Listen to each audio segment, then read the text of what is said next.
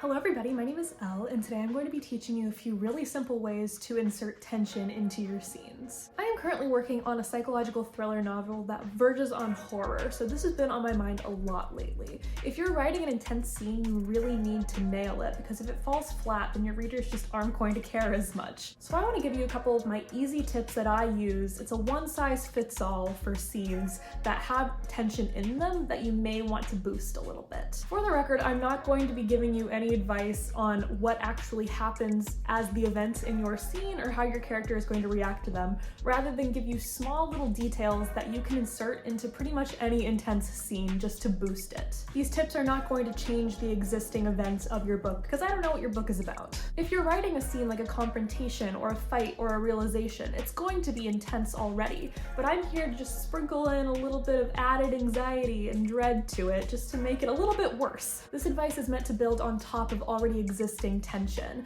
just in the way that music or cinematography is going to make a scene in a movie more intense than it already is. So if you want to take your scenes to the next level and push your characters to their limits, I recommend taking some notes. My first tip for putting more tension into your scenes is to put your character in a bad mood before the scene even starts. Have you ever just had a bad day and then something small happens, like you spill your drink or you miss your train, and that is enough to make you want to cry? Now imagine you're in that mood and then you come home, you're ready to flop on your couch and relax, scroll on your phone for 45 minutes, but your worst enemy is actually waiting there for you, ready for a confrontation because you are the protagonist of a novel. I love this trick. If your protagonist is anxious, angry, hungover, the last thing they're going to want to do is do whatever the scene calls for. The bad mood doesn't even have to be the results of the previous events in the novel. You can just say that they had some bad seafood at lunch and now their stomach is acting up. They will be so over it, and therefore they're going to do pretty much anything they can to avoid whatever is going to happen in this scene. Them being in a bad mood just makes the scene so much worse because their tolerance is so much lower. A good example of this that comes to mind is Rosemary's Baby by Ira Levin, which, for the record, is one of the best examples I've ever seen of building dread and anxiety to create tension before a scene even starts. Rosemary is having a horribly painful pregnancy and she never goes out anymore. She's invited out by her friend Hutch, who says he has something important to tell her. She goes out that morning, reacting to her pain, and Hutch doesn't show up. She makes a few phone calls about where he could be and finds out he fell into a coma in the night. Rosemary would already react to this news badly, but with her pain, and this is the first time that she's gone out, amongst all of this pain, it's way worse. My next tip is pretty similar, and that is to put your protagonist in a situation where they cannot make rational decisions. Are they sick, or drunk, or half asleep? Now is the time for them to be confronted with something. The terrible timing is a great way to increase tension because it catches your character off guard, and they're probably not going to react as level-headed as they usually would. My favorite example of this is in Russian Doll Season 2. Nadia has time traveled into the 80s and she's not sure how, and she's taken some drugs and had several drinks. And now she is about to look in the mirror and see the reflection of her dead mother. She made the decision to take the drugs and drink, and I'm sure she's regretting that right now when she's not even sure that the thing in front of her is real. Because Nadia has a lot of mommy issues, it is already a very intense scene, but it's made all the more intense by the fact that she's not even sure if she's tripping or not. The next tip is to establish your character's expectations before they go into the scene and then break them. Do they have a whole monologue planned, or do they think that they're going to get a promotion and then when they show up, they've given it to somebody else completely? Catching your character off guard like this makes the scene more intense because they're not as prepared, they're scrambling. An example of this would be the Emma Thompson portion of Love Actually. She finds a gold necklace in his coat pocket and believes that that is his Christmas present to her.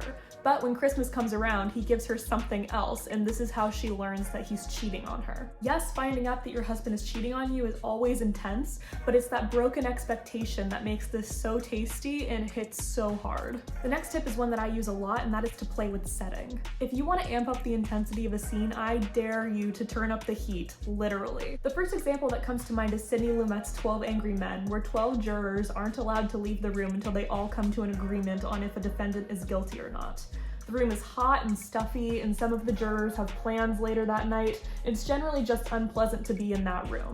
They want to get out, and that drives the intensity for them. Make the room hot and stuffy. Maybe there is a repeated noise that just keeps going, and it's driving your character up a wall. Maybe the room has really dark memories for your character, or it's spooky. The point is, this scene is intense, and your character wants to hightail it out of there, and the unpleasant atmosphere is only adding to that anxiety. And my last tip is to put a ticking clock on the situation. This ticking clock doesn't even need to be like a bomb is gonna go off in 5 minutes if you don't get out of here. It can be as simple as your character is running late for work and then something else pops up and they need to deal with that quickly. Have you ever been late for something? Doesn't it make you anxious? Now imagine that you're already anxious and now you have to deal with this really intense scene. My example of this is the second episode of Poker Face. Charlie is on the run from a hitman and her car breaks down. She has to pay to get it fixed, but she knows that as soon as she uses an ATM, she has a 4-hour head start to skip town before they can track her transaction and find out where she was. But she believes that someone she knows in that town is wrongly accused of murder, and she has to make the choice to use those 4 hours to travel as far away as possible before the hitman finds her,